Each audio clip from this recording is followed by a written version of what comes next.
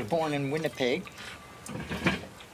in 1922, and a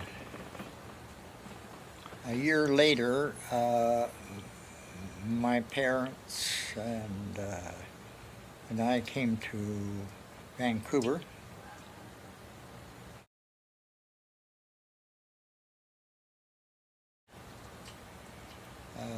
Moved to 2451 Parker Street about 1925, and then finally to 3rd Avenue and Nanaimo in 1928. And that's where they stayed.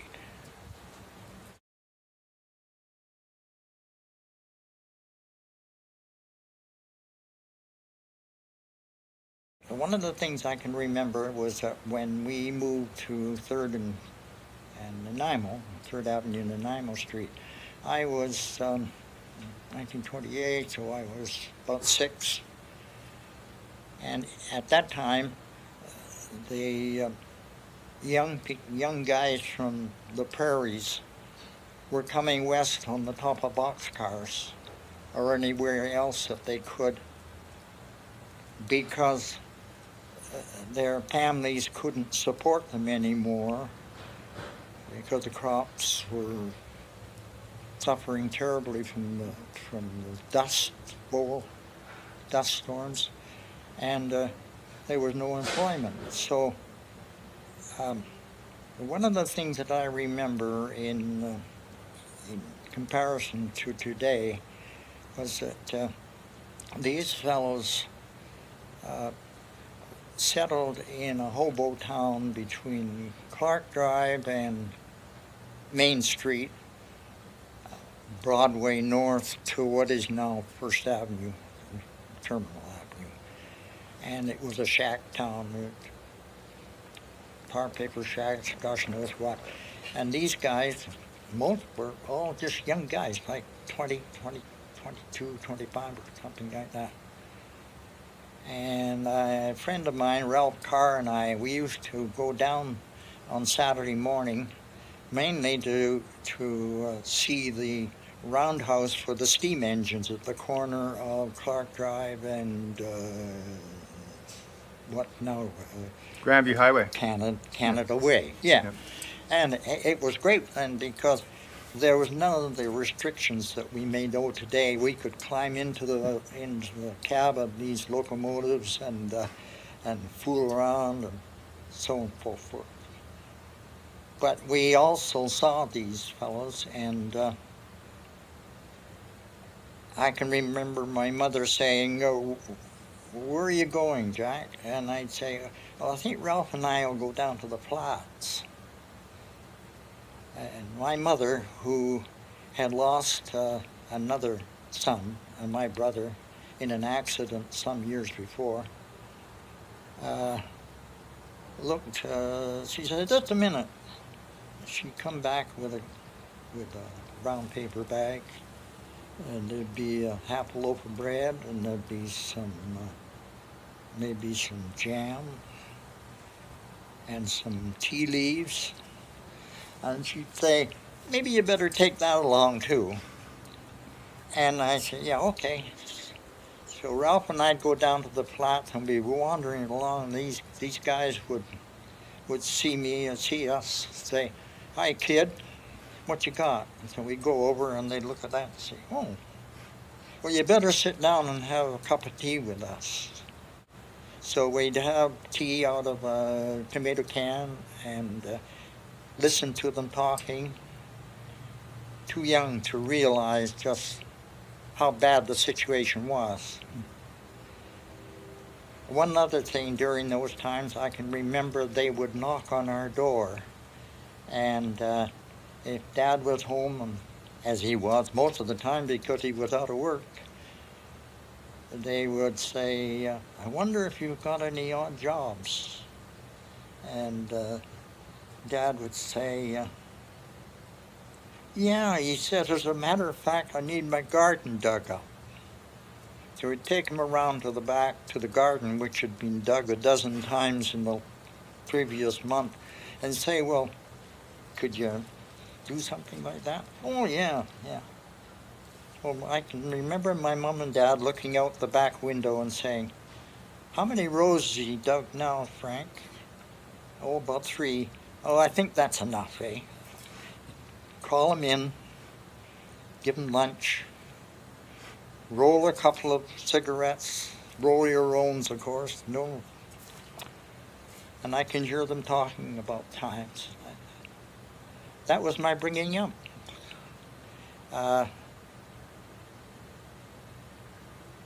My mom and dad never turned anybody away. And yet he was out of work more times than enough.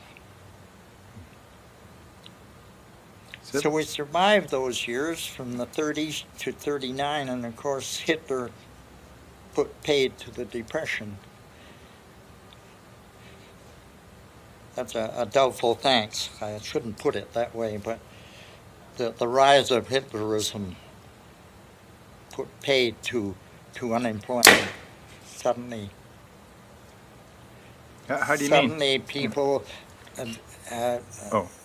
those young people were offered 3 square meals, a roof over their heads, a sense of respectability, and that was the start of the 1st Division, 2nd Division. A lot of them who fought in Italy, a lot of them who died at Dieppe, and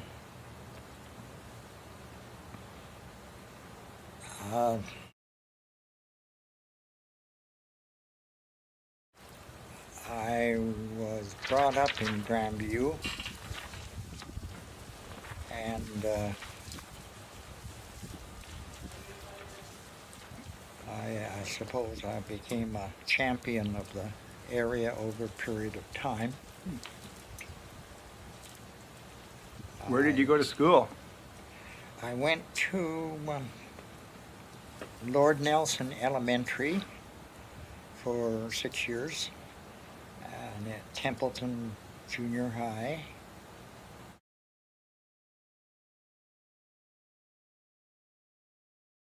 And Grandview Commerce. When were you at the Grandview School of Commerce? About 1937 to 1939, I think. And I quit school in grade 11, went to work for a plywood mill on the Fraser River.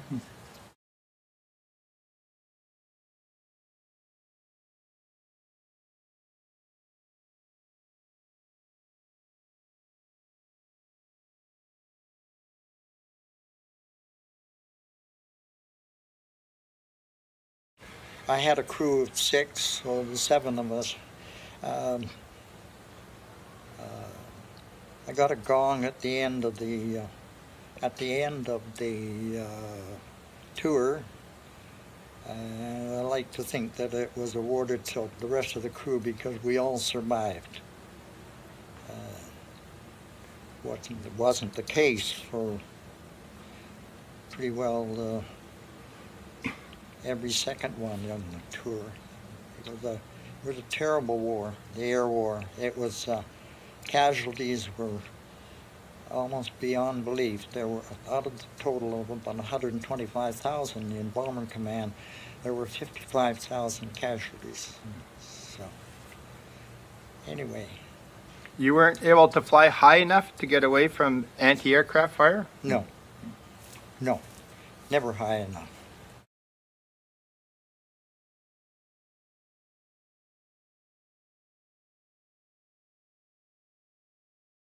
You mentioned the Avro plane. Avro. Was that Canadian? No. Yes. It became it became a Canadian company to make the Lancaster because they weren't making them fast enough in England, and the Germans were shooting them down faster than we could build them. So the Italian immigrants were coming to Canada, and a good many of them settled in Grandview. Mm-hmm. And so many, in fact, that we eventually we were called Little Italy.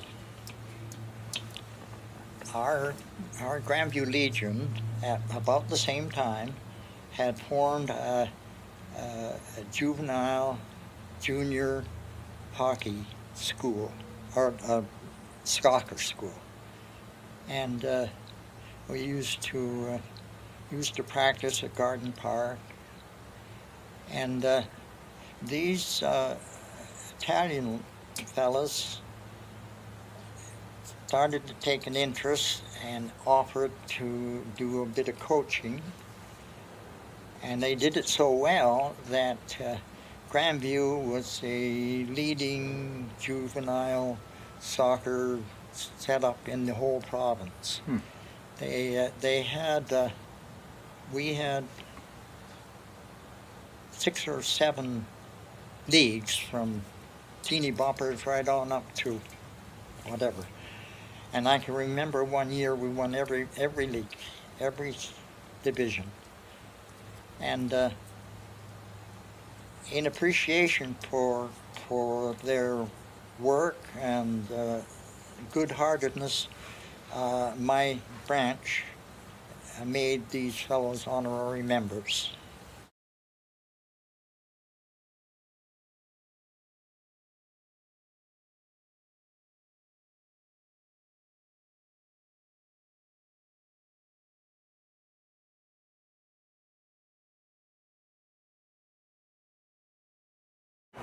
After a little time, I found myself in one day in a small printing shop, Grandview Printing.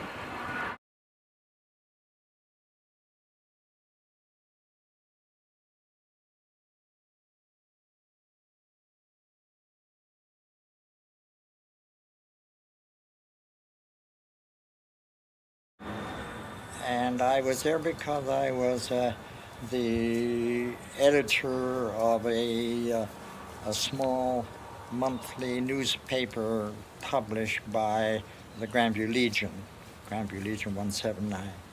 And and it was a 4-page sheet, and nobody else volunteered, so I took over the role as editor. And at that time, a fellow considerably older than me came into the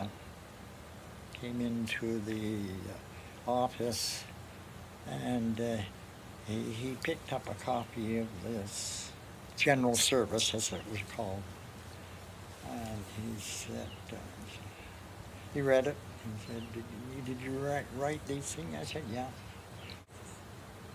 I accepted his offer as a gopher, and I went to work for him, and we got along very well. Alec A.G., as he was known up and down the drive, had been the publisher of the Highland Echo since about 1924. Came from South Africa, and he and I just seemed to hit it off, and after a few years he offered me a partnership, and a few years later he sold me the other half. It was almost like having a second dad, although my father was still alive, but at home and not working at all. And he wrote a nice little piece introducing me to the Echo readers. And I remember that he said that nothing has changed here except that instead of Jack taking orders from me, I'll be taking orders from Jack. But, so that was about 1947, give or take a year. And Alec passed away a few years later. And I went on with a newspaper called the Highland Echo, and which at my arrival was charging 10 cents a month for a weekly, with a bunch of kids that were being fined if they didn't deliver the paper, and the 3,000 circulation was, as I could almost readily see, a pain in the neck. I took over from Alec, from AG, and very shortly after, I threw out the paid circulation, increased the circulation to 5,000, and made it a throwaway,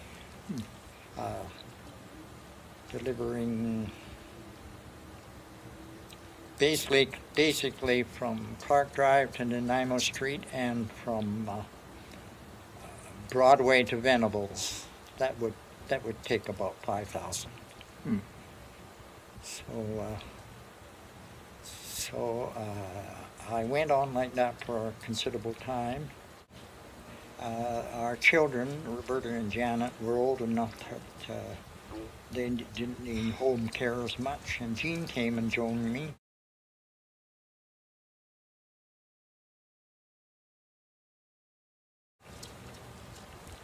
And the daughters